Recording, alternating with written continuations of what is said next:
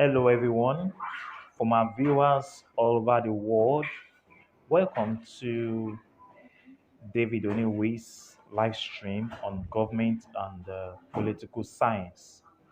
As we have earlier promised, that this platform is an educative and informative platform where we can, share ideas and knowledge about academic academical topics.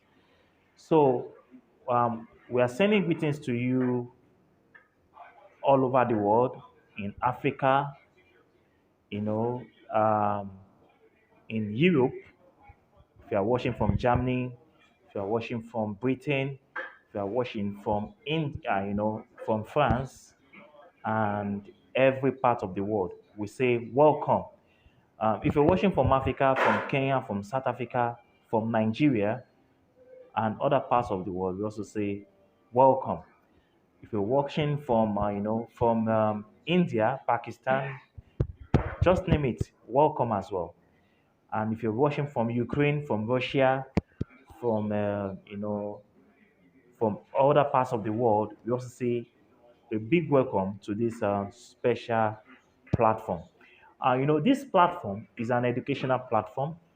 Is a platform that you can gain, most especially for those that are in the academic world, most especially those that are studying government, that are studying international relations, that are studying political economy, that are studying political science, that are studying public administration, just name it. This platform is meant for you.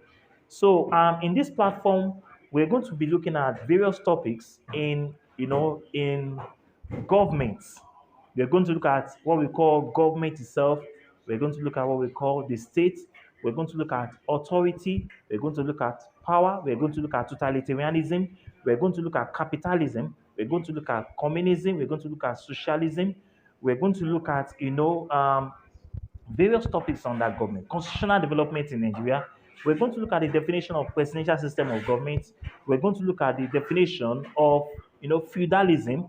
We're going to look at the definition of all those topics that you can ever name in government. So it's going to be an interesting platform. It's going to be an interesting, platform where we can share ideas. And the beauty of this topic, of this platform, is that you can learn a lot of things from us. You can learn a lot of things from my platform, and I can bet you can never regret it. So one of the things we're going to do is that we want you to come up online. You drop your comments, you drop a comment on how we can serve you better in this regard. So it's a platform, it's an avenue through which you can learn from us in this platform. So this platform is also meant for those people especially that are studying political science. Political science. You can watch one of my videos, because I'm a very pragmatic individual that over the years I've been able to lecture and impact people positively, and most of them are what can testify to that goodness in their lives today because it has tremendously what added one or two things to their lives. So it has been a platform where a lot of people have been able to acquire knowledge from us and learn from us. So we're going to look at topics like dialectical materialism under political science. We're going to look at what we call power. We're going to look at what we call comparative politics in government. Comparative politics. A lot of topics: political economy, international relations, international organizations, and the rest of them. So it's a platform where you can learn a lot of things. So for those that are in university, mostly in Nigeria, that there's an ongoing strike going on in the country, and most of our students are actually at home now. You can avail yourself the opportunity of coming online to watch our program. So it's going to be impactful, it's going to be beneficial to you. So while you're at home, it's not going to be a dull moment. You can always we are going to come up with a topic that is called Government Today. Government. We see a series of topics on the state, which I'm still going to talk about. We're going to look at the evolution of the state, the definition of the state, the conceptual definition or fundamental definition of the state. But what you should know or you should take note of is that there is no universal definition of this concept that is called the state. We're going to look at a lot of topics under the state. We're going to look at the characteristics. We're going to look at John Locke's theory on the state, the social contract theory on the state. We're going to look at a lot of things under the state. So it's not going to be a dull moment. So we want to use this medium to invite you to come up online and watch our videos, our lectures online. So this lecture is a live lecture. Is a live lecture. So it's a live lecture where you can actually benefit a lot of things from us. So today we're going to look at what we call governments. And we're going to look at government as an institution of the state. We're looking at what we call government as an institution of the state. Government as an institution of the state. So before we proceed, we're going to define what is government. What is government? What is government? Now, when you are talking about government, we can define government as a machinery or an apparatus. Government is a machinery or an apparatus through which the will of the state is expressed, or an apparatus through which the will of the state is formulated, expressed, and attained. So, government is a machinery, it is an institution of the state. So, government was actually a machinery or an apparatus through which the will of the state is what is formulated, expressed, and attained. So, look at those three words: formulated, expressed, and what? And attained. Government makes policies every day. Government makes policies made by the government in the state as an institution can what? Can actually affect the state positively or negatively. So government makes policies, they formulate policies. So it's a machinery through which what the state can be able to attain the greater good. And what do we mean by the greater good? When you're talking about the greater good, we're saying that government is a machinery through which what the aspirations, the desires of what of every individual in the institutional state can actually what attain their level. So what we're saying here is that government, without government, the state can actually degenerate into what we call anarchy. The state can degenerate into what we call anarchy. And what do we mean by anarchy? When you talk about anarchy, you are talking about a situation where there is a breakdown of what? Of law and order. So anarchy occurs when there is a breakdown of law and order. That is anarchy. So a society where there is anarchy, there is disorderliness.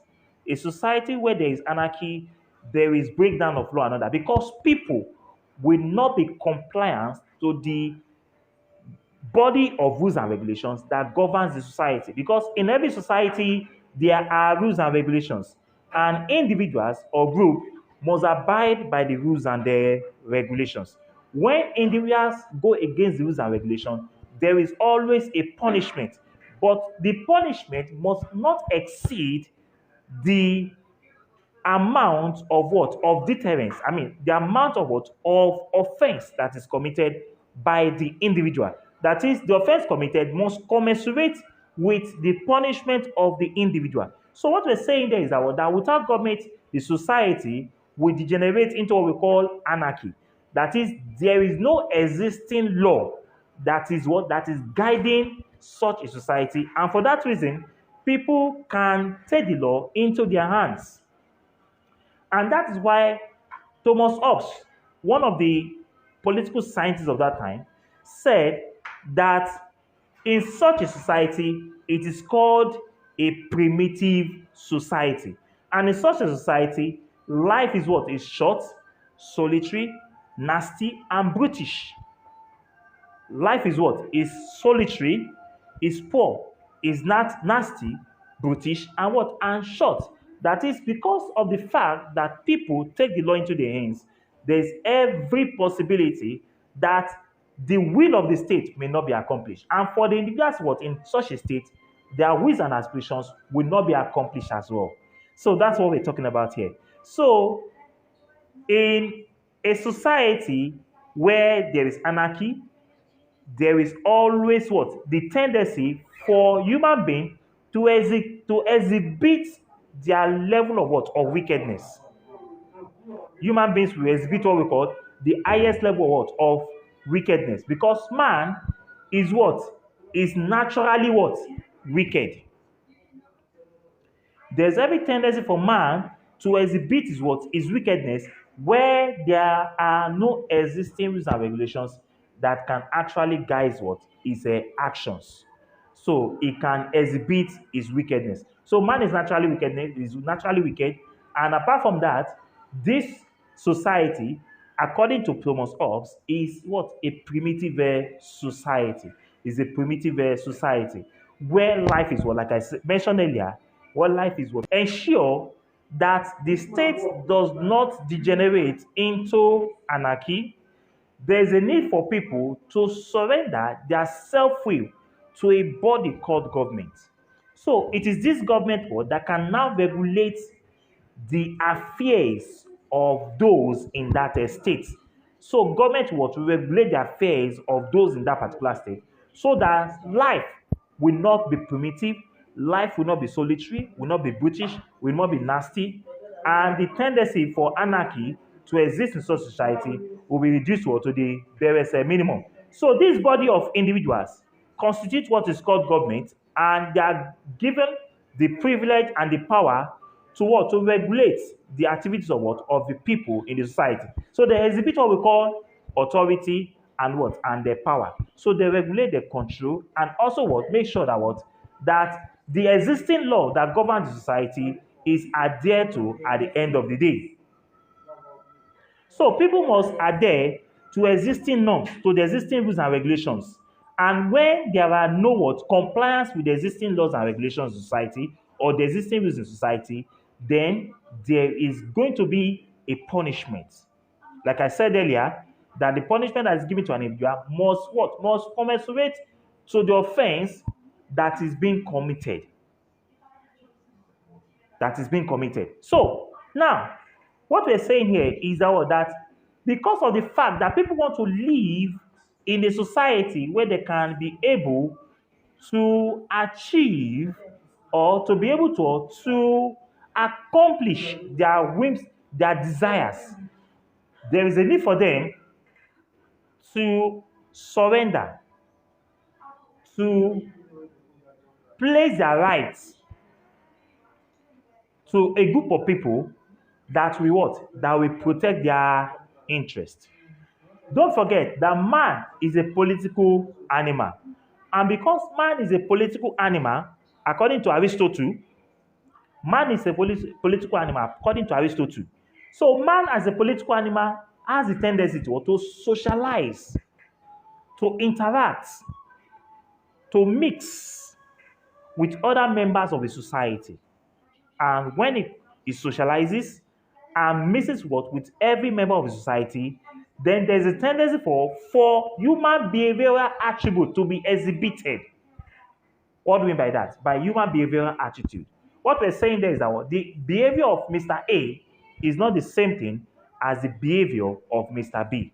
So there must be something that should be able to regulate the behaviors, the attributes of every individual in such a society. And that is where the government comes in. So without the government, the society will degenerate into what we call anarchy, the breakdown of law and order. And according to Thomas Hobbes, that is the situation whereby you have what the primitive nature of man, because man is what is naturally what wicked. And according to Machiavelli,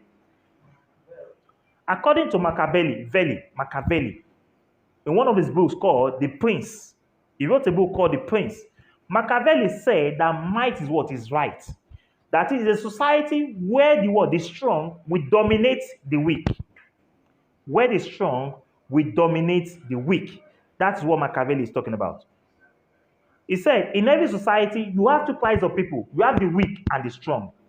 And according to Machiavelli in The Prince, he said what that might is right, that when man dominates what his fellow human being, it is a right thing to be done. And that's why Machiavelli said that in the pursuance of all interest, all things are permissible in the pursuance, provided the end will justify the means. You understand? So the government is very essential. Government is very important. Government is what is mandatory. It is a mandamus. It is obligatory that in every society there must be a government. There must be a group of individuals that is called what? Government. That is constituted to regulate the behavior, the attributes of every human being in the society. Now, let us quickly look at what we call government as an art of governing. Government as an art of governing. Government as an art of governing. Now, we talked about what we call government as an institution of what? Of the state. Government as an institution of the state. Now, let us look at government as an art of governing. So, what is government as an art of governing? Government as an art of governing can be defined as a body vested with the power and authority for maintaining security and stability in a given state.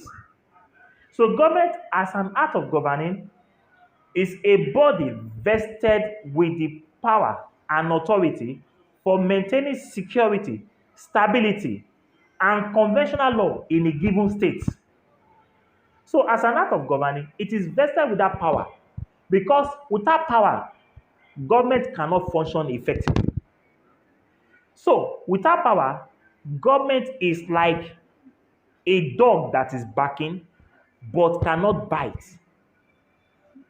When you say that government can be compared to a dog that is barking that cannot bite, it means that government does not have the political power.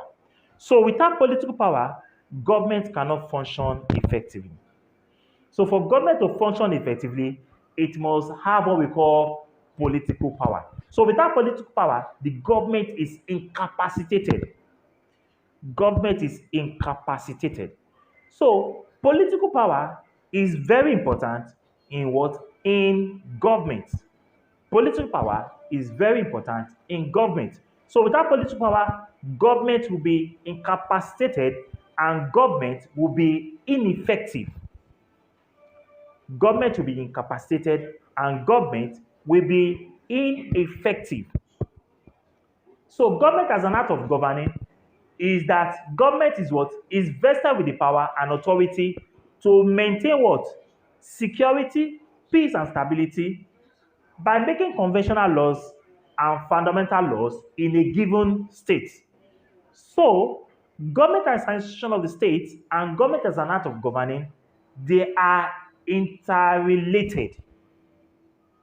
Because I will say that government can be defined as a machinery or apparatus through which the will of the state is what is formulated, expressed, and attained. And we're not saying that government, as an art of governing, is a body vested with the power and authority to maintain what? Security, peace, and stability by making conventional laws in a given state. So we have looked at two subtopics now. We have looked at government as an institution of the state, and we have also looked at government as what? As an art of governing. Now, what are the characteristics of government? What are the characteristics of government? We're quickly going to mention some of them, in this topic. What are the characteristics of government? Or what are the attributes of government? Or what are the features of government? Now, if you move from one country to another, if you move from Nigeria to China, to US, to UK, to France, to any part of the world, you always find the same thing. And what is that thing? We're going to quickly look at them now. We're going to quickly enumerate them. I'm going to enumerate them now so that we pick them one after the other. The first one is what we call political power. Political power. Number two, first one is what? Political power. political power. Political power. The second one is what we call law. Law. Don't forget, the first one is called political power. Political power. The second one is called law. Lawmaking. You can say lawmaking. Political power, lawmaking. Then the third one is what we call personnel. Personnel. Personnel. Then the fourth one is what we call revenue. Revenue. Don't forget, political power, lawmaking, personnel, revenue. And the fifth one is what we call public support. Public support. Public support. The fifth one is what we call public support. And lastly, we have what we call welfare services. Welfare services. So we have six there. Six. Number one is what we call political power. Number two, we said lawmaking. Number three, we said personnel. Number four, we said revenue. Number five, we said public support. And number six, we said welfare services. Welfare services. Now, let us quickly look at them one after the other so that we can have a clear picture of what we are talking about here. Now, the first one is what we call political power. Now, if you look at my analysis so far so good in this topic, you will discover that I've mentioned political power several times. Now, what do we mean by political power? When you talk about political power, you are talking about the vested power that is what? That is enshrined, or that is what? That is operated by the government in a state. And I said, as I earlier mentioned, without political power, the government cannot function effectively. Without political power, the government is incapacitated. Without political power, the government cannot be able to carry out its whims and caprices in the society.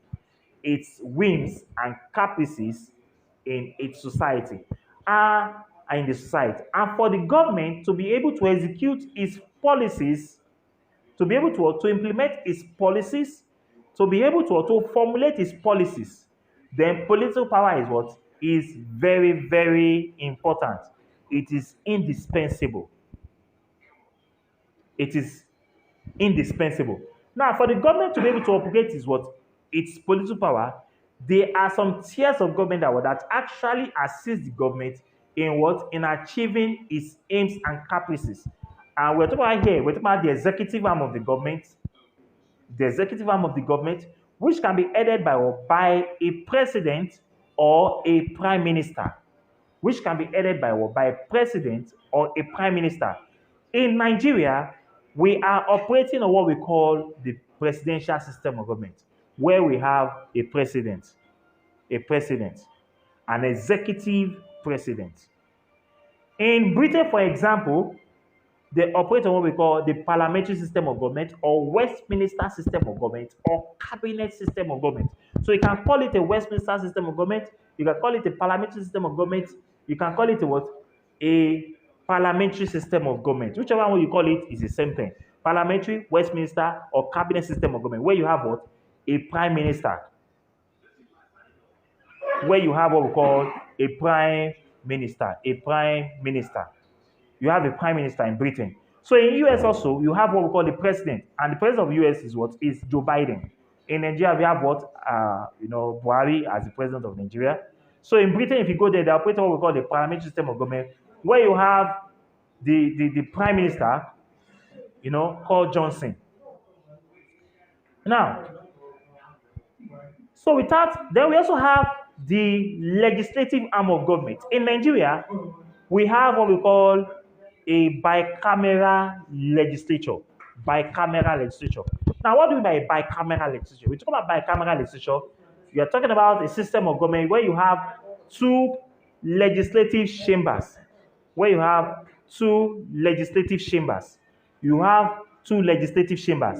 have the upper house and the lower house.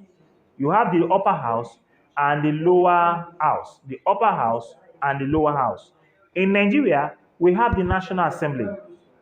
we have the National Assembly. So I mentioned the executive legislature. They also have what we call the judiciary. The judiciary. The judiciary. Judiciary is also, an organ of government.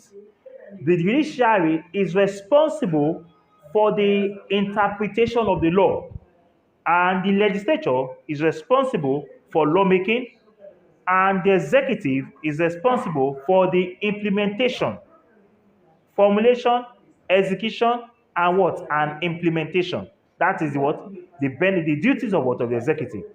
Then the legislature is responsible for lawmaking, and judiciary is what? Is responsible for the interpretation of law. Then number two, law. That is number two, law. A country without a law, there is no offense. Laws are made for men, and laws are they serve as a guide to regulate human activity. Like I said before, that human behavioral attributes are different and they are not the same. So people tend to execute their behaviors, and sometimes in the execution of what of their behaviors, they tend to contradict or go against the law of the state. And for such people, there are existing laws that should punish those people. There are existing laws that punish offenders in every state. So the laws that are made in such a state are binding on everybody in the state, both the government and the government. In other words, nobody is above the law, according to Evidice, under the rule of law. And what we by the rule of law? What the rule of law is saying is that the law is no respecter of anybody, and nobody is above the law. Nobody is what? Is a sacred cow under the law. Everybody is equal before the law. That is the egalitarian nature of the law. That is everybody in the law, both the ruler and the ruled, are all equal before the law. So laws are made for men, and such laws they tend to regulate human activities in the state. Then number three, which is personnel. Every government requires a personnel to be able to function effectively in the state.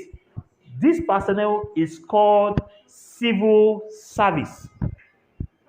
Civil service.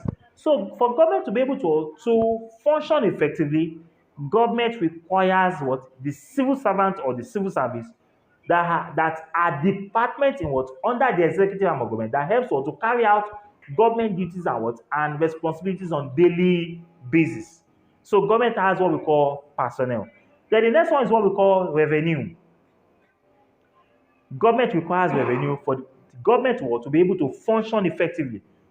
Government has a lot of numerous, uncountable duties and responsibilities that needs to be fulfilled on every day. And these duties and responsibilities can only be done by the government when there is money. So for the government to be able to execute its programs, for the government to be able to provide infrastructural facilities, for the government to be able to provide what we call social services in society, for the government to be able to improve the standard of living of people, for the government to be able to provide security, they require what we call revenue. So revenue is very, very important. Then number five is what we call public support. Every government, whether military or a civilian government or a democratic government, they require what we call public support. Even a military government, we want to legitimize its government. What do I mean by legitimize? That it we want to allow, we attempt to make its government to be widely accepted by the people by carrying out what good policies that will endear the people to such a government. So every government requires what we call public support. So, and that's why every government always want because public support will determine the chances of the government coming back to power when election is being conducted.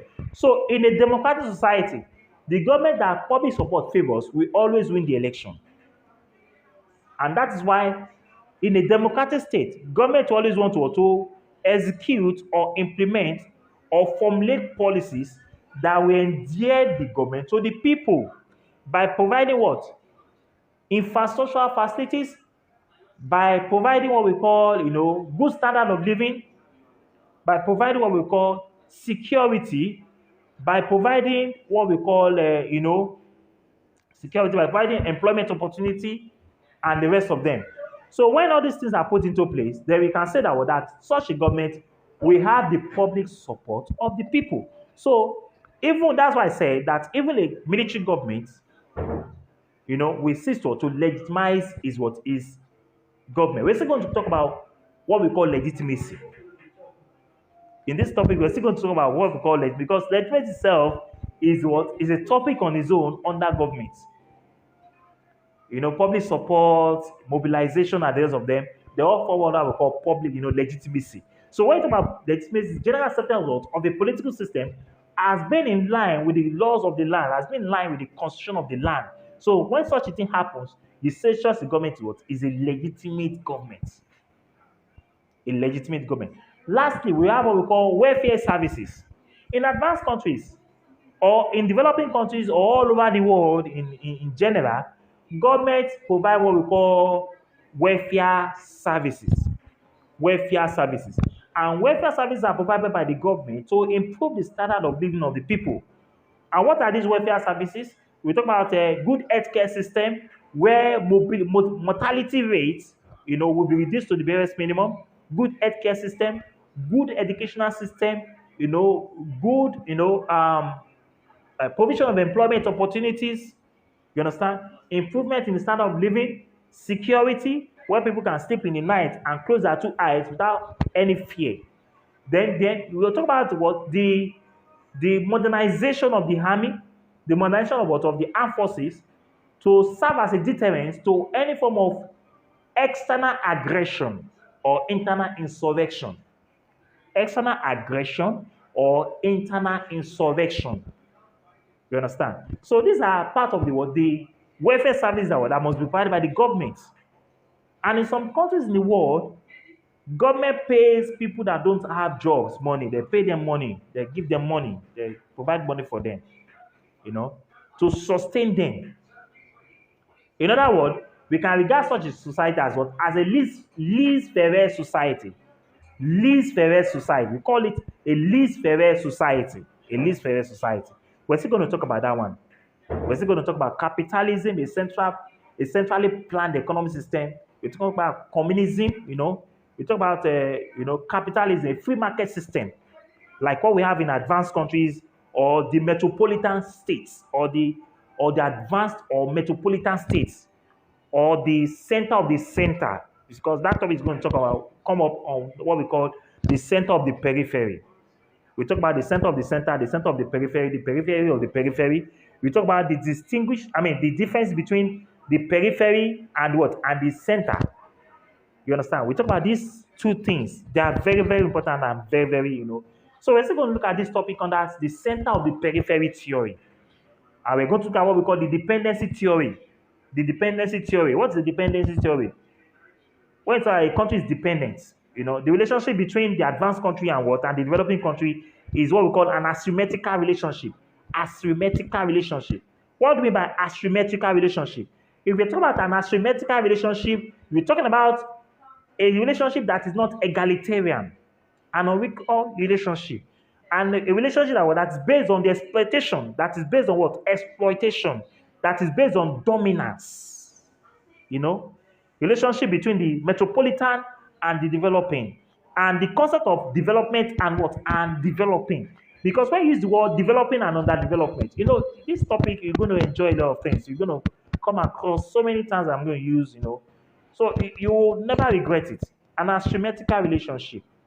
The developed country, the developing countries, and the rest of them, when you say developing is a word that's being used to show that these states or these nation states are moving towards development.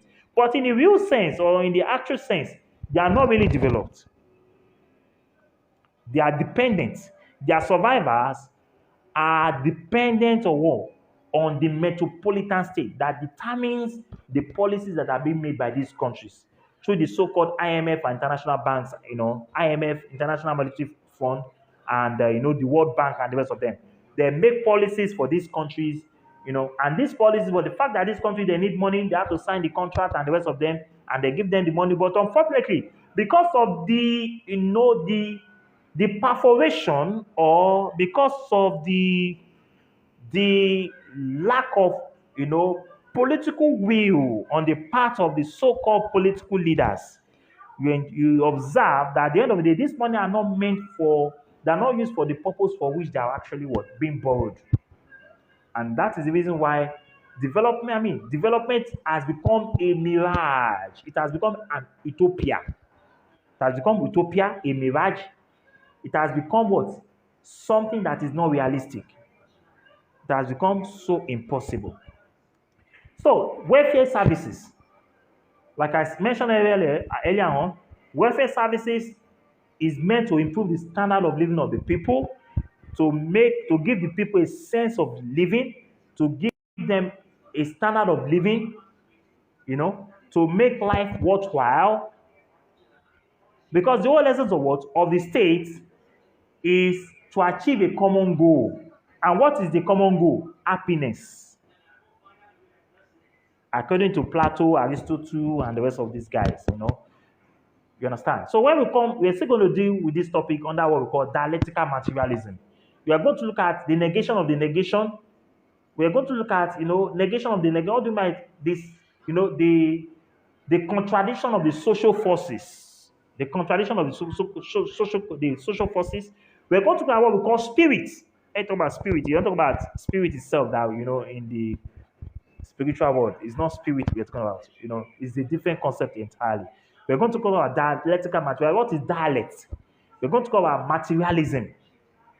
We're going to talk about the negation of the negation. We're going to talk about the social forces, the contradiction of the social forces, the spirits. We're going to talk about Aristotle, Plato, the Epicureans, mention just a lot of these guys. We're going to discover about these guys. We're going to look at all them. We're going to talk about what we call the original sin, the libido dominandi, the cupiditas, the original sin. You understand? The original sin. We're going to look at the original sin, the city states. It's a very interesting topic. Now, before I round up my topic, let us look at the functions of government. Functions of government. When you talk about functions of government, what does it mean?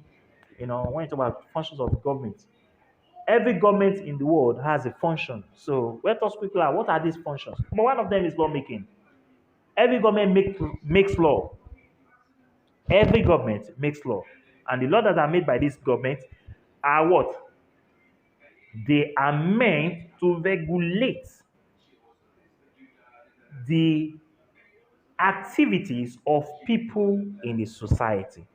And when there is non-compliance to these laws, there are punishments. There are punishments.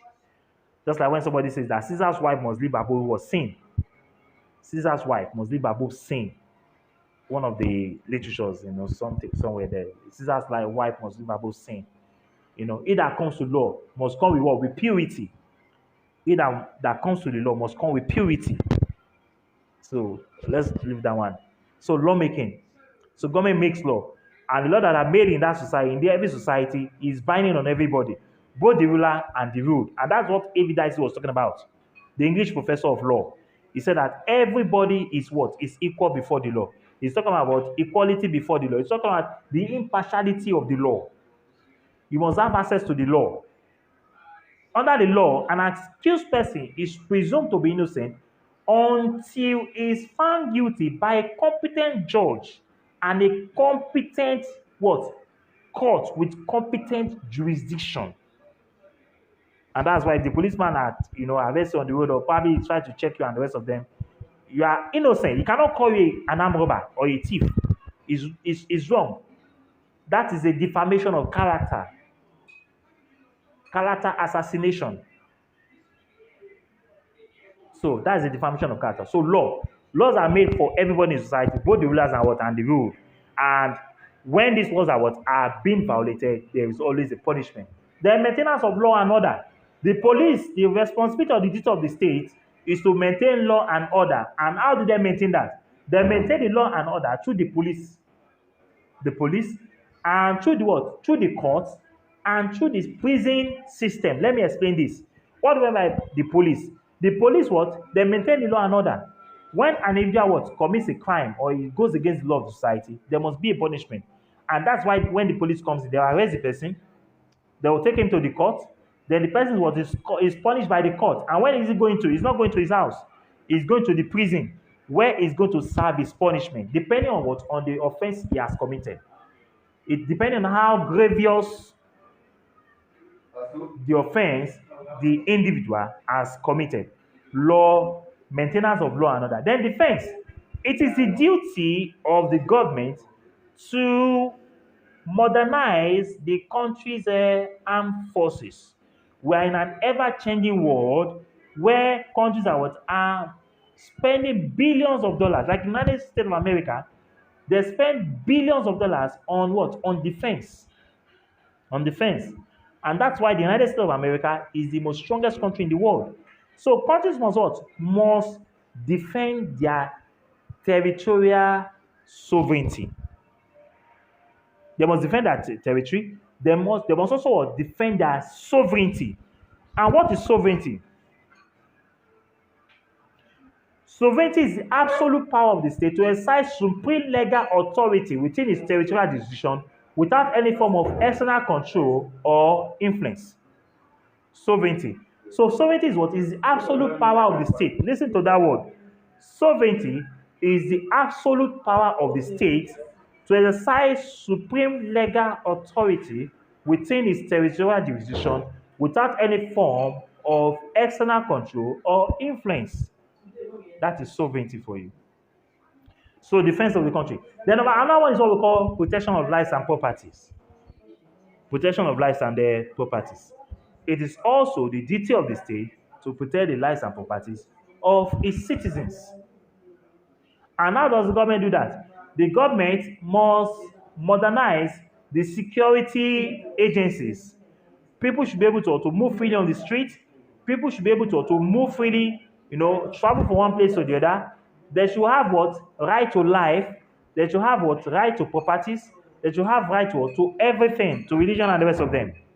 So government must protect what? Their lives and their property. Then administration of justice. It is the duty of what? Of the judicial system to administer justice.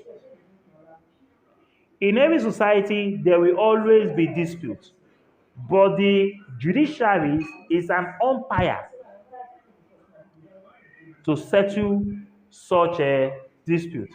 Instead of taking the law into your hands, you can approach what judiciary to settle your dispute between individuals, between corporate, between countries and the rest of them.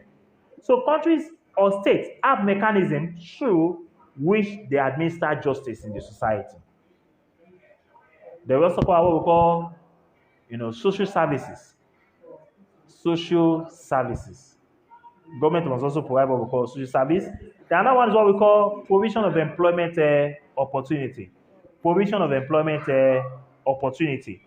Government must provide employment opportunity to its people to improve their standard of living. When employment opportunities are being provided in the society, you observe that the tendency for human beings to commit crime will be reduced to the barest minimum. Then we also have what we call maintenance of external relations. Maintenance of what we call external relations. What do we mean by maintenance of external relations? Government cannot live in isolation. According to Aristotle, man is a political animal. Man is a political animal. Man cannot live in isolation. And because he cannot live in isolation, he must interact with every member of his communities.